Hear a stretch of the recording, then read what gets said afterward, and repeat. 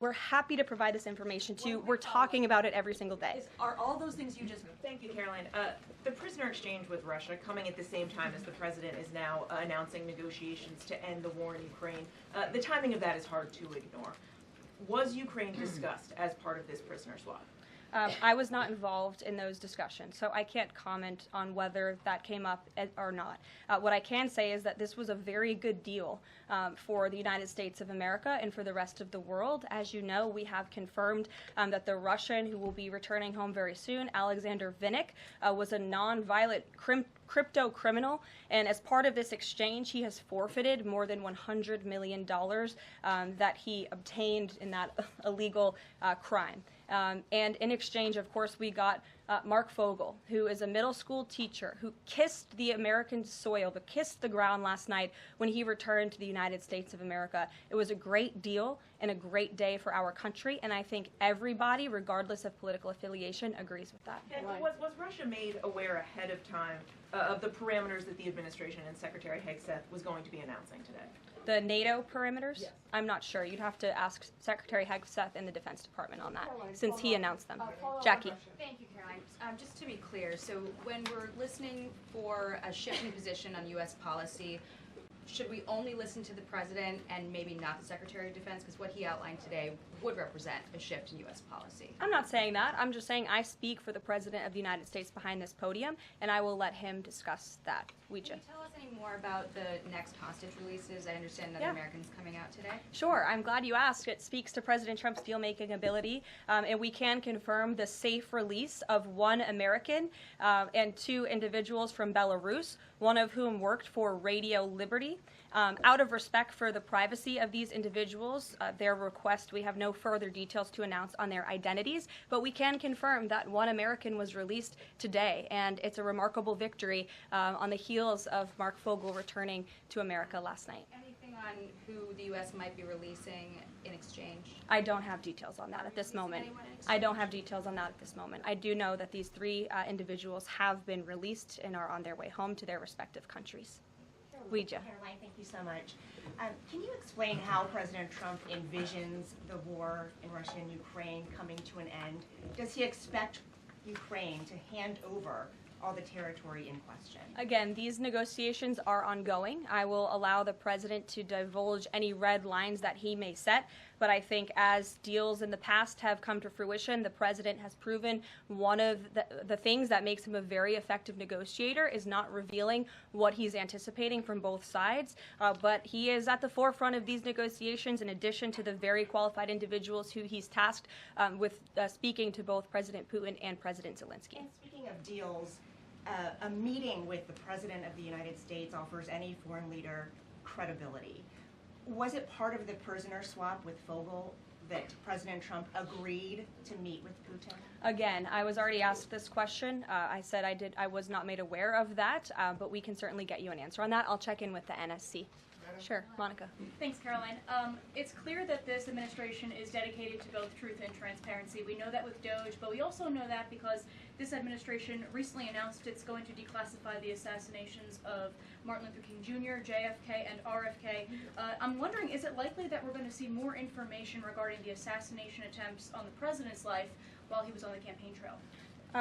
In regards to the assassination of the individuals you mentioned, President Trump signed that executive order directing the respective agencies to do it. I know that that process continues and is ongoing. He's committed to transparency in the declassification of these very important files that I think many Americans are not only interested in learning about, but also have the right to know about.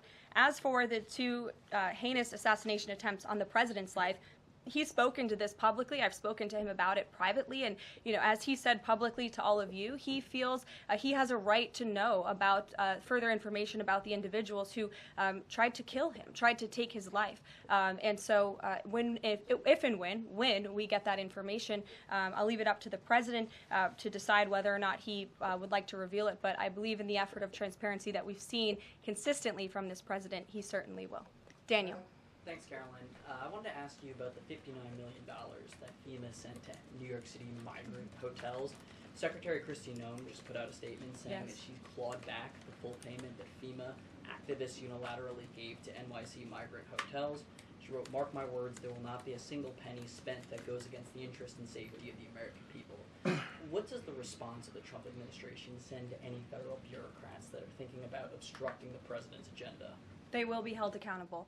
The president is signing executive orders daily, and he expects all officials across the administration, regardless if they are a political appointee or if they are a career bureaucrat, to adhere to the will of the American people and the 77 million Americans who reelected President Trump. He is here for a reason, and he is focused every day on implementing his administration's goals and sending $59 million to a migrant hotel to house illegal immigrants when there are still people in North Carolina and California who have not received FEMA funding is not something that this administration is going to tolerate.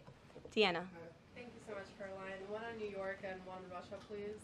On New York City Comptroller Brad Lander is accusing DOJ of clawing back $80 million that was intended for New York City FEMA funding. Wondering if you've heard about that figure, if that figure is accurate, and why that money was taken back. I have not heard about that figure. DOJ is moving very quickly, but I can get the receipts and gladly send them to you. I know that story is likely of great interest to the New York Post. And then one on John. Russia, please. Sure.